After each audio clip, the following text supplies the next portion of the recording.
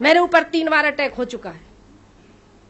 मैं भी जैसे वो एक लंकेश मारी गई ना, कभी भी मारी जा सकती, लेकिन मैंने मेरे मिस्टर से कह दिया है, मैंने अपनी जिंदगी के 35 साल तुम्हें दिए, घर दिया, परिवार दिए, बच्चे दिए। रेलवे में नौकरी करती थी, मैंने अपनी रेलवे की नौकरी को छोड़ करके समाज के बीच में निकल गई।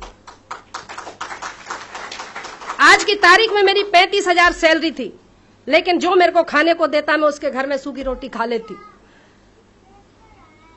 लेकिन इस समाज का मैं अंग हूं। मैंने मेरे मिस्टर से कहा कि अगर घर में रहूंगी और मरूंगी तो मरीज कहलाऊंगी, लेकिन समाज के लिए काम करते हुए मरूंगी तो शहीद कहलाऊंगी। आज समाज के लिए काम करने का, समाज को, ये अधिकार वंचित समाज को जागरूक करने का मैं काम करती हूं। अभी आपने देखा होगा, आदिवासियों ने, हमारा आदिवासी समाज ने रावण दहन के पुतले का विरोध किया। एक भी सपोला बाहर निकला, देखा आपने? चुटैया वाला निकला बाहर? नहीं निकला। रावण का दहन क्यों? जब रावण के दहन के लिए जब पूरे भारत में आवेदन लग गए तो एक भी सांप बाहर नहीं निकला कि नहीं रावण का दहन क्यों नहीं करने दोगे। क्योंकि वो जानते हैं कि अगर रावण के दहन पर अगर हमने प्रतिबंध लगा, मतलब उसको खोलने की बात करी, तो मैं भी कमजोर नहीं हूं। मेरा सवाल पहले से ही मैंने तैयार करके रखे। मैंने सभी संगठनों को लिख करके दे दिया कि अगर आपके ऊपर कोई डबल FIR करता है कि रावण के दहन होना चाहिए, तो मैंने कहा सबसे पहले उससे पूछना कि अगर रावण का दहन एक स्त्री के हरण के लिए किया जाता है तो सबसे पहला अदालत में जजों के सामने, हाई कोर्ट का जज हो या सुप्रीम कोर्ट का जज हो, कहना कि इंद्रदेव ने ऋषि गौतम की पत्नी अहिल्या के साथ बलात्कार किया, उसका अपहरण किया, उसका दहन क्यों नहीं? राजा पांडु ने माद्री के साथ बलात्कार किया, उसका दहन क्यों नहीं? ऋषि पाराशर ने केवट की बेटी सत्यवती को भगा करके ले गया और उसका बलात्कार किया, उसका दहन क्यों नहीं? बृहस्पति की पत्नी तारा का हरण वन मंत्री चंद्र ने किया। ये मैं नहीं कह रही हूं, उनके धर्मशास्त्र कह रहे जो उनके बाप दादों ने लिखे। तो वन मंत्री चंद्र ने अपहरण कर बलात्कार किया, उसका दहन क्यों नहीं? ब्रह्मा ने अपनी पुत्री सरस्वती का अपहरण किया, बलात्कार किया, उससे बेटी पैदा करी, उसका दहन क्यों नहीं? राजा नरक की रानियों के साथ कृष्ण ने जबरदस्ती विवाह किया, उसका भी तो दहन होना चाहिए ना। कृष्ण ने स्वयं की बहन सुभद्रा का अपहरण किया, उसका भी दहन होना चाहिए। कृष्ण, अब आप सोचते होंगे कृष्ण और राधा का संबंध क्या है? राधा कृष्ण की मामी है, उनके धर्म के अनुसार। अगर कोई भांजा मामी के साथ रंग रलियां मनाएगा तो क्या कोई छोड़ेगा? उसका भी दहन होना चाहिए। इसी तरह भीष्म पितामह, महाभारत में भीष्म पिता ने अंबालिका का अपहरण किया, 3 लड़कियों का अपहरण किया, अंबालिका, उसका भी दहन करो। रावण का दहन करेंगे क्योंकि वो अनार था, वो हमारा मूल निवासी राजा था, उसको कहते हैं ब्राह्मण है। वाल्मीकि जी को कहते हैं ब्राह्मण है। आज हमारा जो भंगी समाज है, वाल्मीकि समाज है, वो सोचता है कि वाल्मीकि जी ने रामायण लिखी। अगर रामायण लिखी तो सुंदरकांड के दोहा क्रमांक 58 में यह क्यों लिखा कि ढोल गवार शूद्र पशु नारी सकल तारणा के अधिकारी? क्यों लिखा? ये लिखा है। ब्राह्मण जितने भी हमारे देश में आक्रांता आए, सबने भाषा के नाम पर बेवकूफ बनाया। आर्यों ने संस्कृत के नाम पर, आर्य आए, हुण आए, शक आए, फ्रांसीसी आए, मुगल आए, अंग्रेज आए, सब तो हमें बेवकूफ बनाएगा, क्योंकि ये देश सोने की चिड़िया था, इसमें दूध की नदियां बहती थीं। इस देश को लूटने वाले यही है। 4 वर्ण बनाए, 4 धाम बनाए, 4 यज्ञ बनाए। यज्ञ कौन से थे मालूम है आपको? यज्ञों के नाम पर नर बलि दी जाती थी, यज्ञों के नाम पर पशु बलि दी जाती थी, यज्ञों के नाम पर गौ की बलि दी जाती थी। वो उन्होंने नर बलि, गौ बलि, अश्व बलि, राम ने किया ना अश्वमेघ यज्ञ, सुना है ना? अश्वमेघ यज्ञ, नर बलि, पशु बलि, अश्व बलि और कन्या बलि, ये बलियां दी जाती थी। बलि के नाम पर मांस भक्षण करना और सोमरस पीना, ऋग्वेद में ब्रह्मा कहता है, ऋग्वेद में ब्रह्मा कहता है, हे ब्रह्माणी, तुम मुझे गऊ का मांस इतना खिलाती हो कि मैं खा खा के सांड जैसा हो गया। ऋग्वेद में लिखा, मैंने नहीं लिखा ऋग्वेद, पढ़ लो। चैलेंज करना है तो पढ़ लो उठा करके। धर्मशास्त्रों को आस्था के नाम पर मत पढ़ो, परखने के नाम पर पढ़ो। अगर वाकई में समाज के शुभ चिंतक हो तो वैज्ञानिक तौर पर उसको समझना सीखो। हनुमान ने सूरज निगल लिया, 54 पे तो यहाँ आदमी मरने लगते हैं।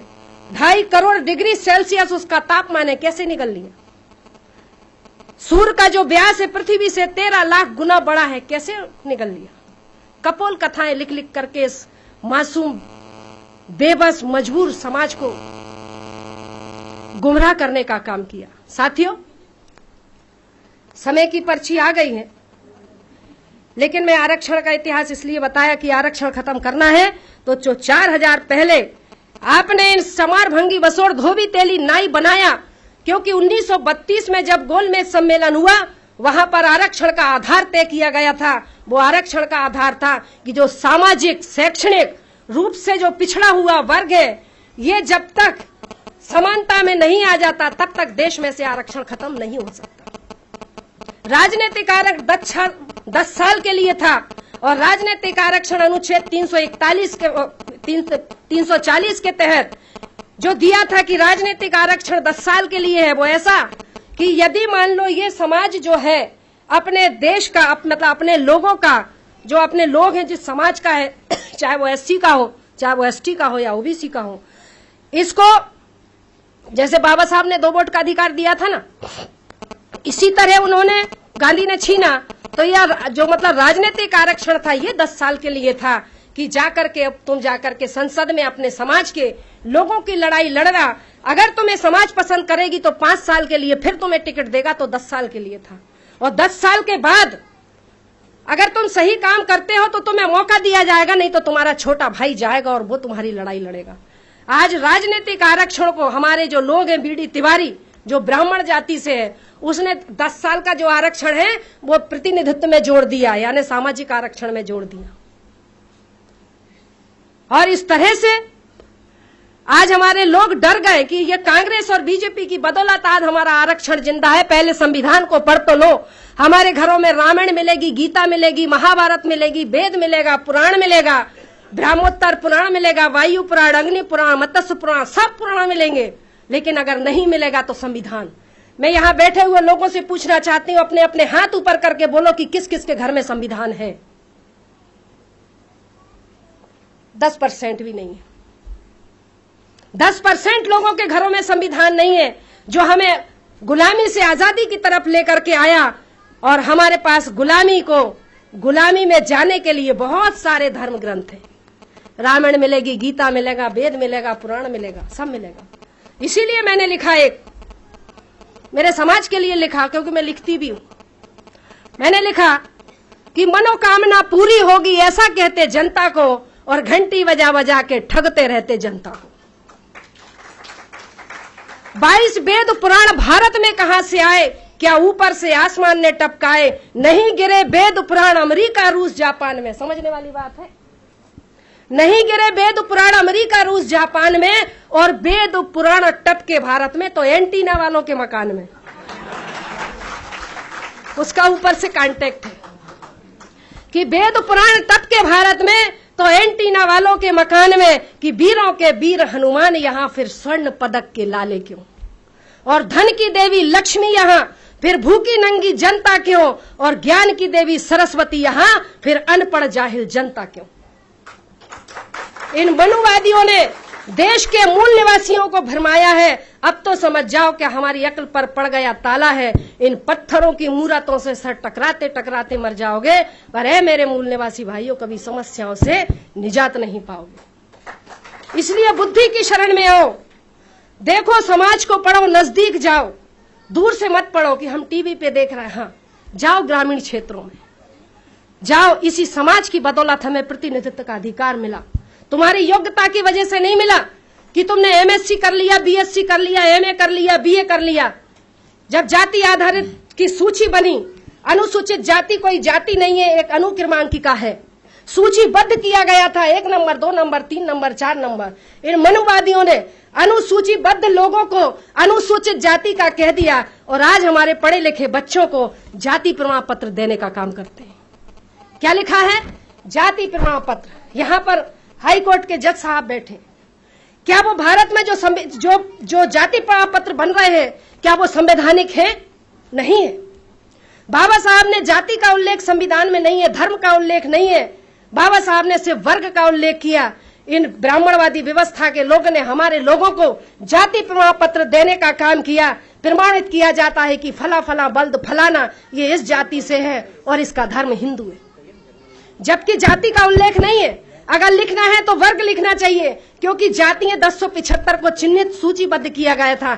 एससी वर्ग का चमार, भंगी, बसोर, धोबी, तेली, मतलब धोबी, बसोर, हम सब एक ही तो हैं। लेकिन जाति का उल्लेख कर करके आज हम 6500 जो जातियों के लोग हैं, आज एक एक जाति के 4-4 हजार संगठन बने। 70,000 संगठन देश में बने हैं, लेकिन 70,000 संगठन देश को जागृत करने का काम नहीं करते, बल्कि बाबा साहब और महात्मा फूले की फोटो लगा करके पंडित जवाहरलाल रोजगार योजनाएं चलाने का काम कर रहे हैं। समाज को जागृत करने का काम, बेसिक जानकारी नहीं है, इतिहास की जानकारी नहीं है, लेकिन बेस है, कैडर नहीं है। कैडर विहीन समाज कभी आंदोलन नहीं करता। कैडर विहीन समाज कभी आंदोलन नहीं करता। जब उसको अपने दुश्मन की पहचान नहीं है तो मारे किसको? हाथ पे पट्टी बांध के बंदूक चला रहा है, पता चला हमारी भाई मारा जा रहा है। तो साथियों, समय मैंने बहुत सारा लिया है, बहुत बोलना मेरे को बहुत कुछ है। आखिरी में एक ही बात कहूंगी कि मेरी जिंदगी का जो मकसद है, एक जंगल में आग लगी थी, एक जंगल में आग लगी थी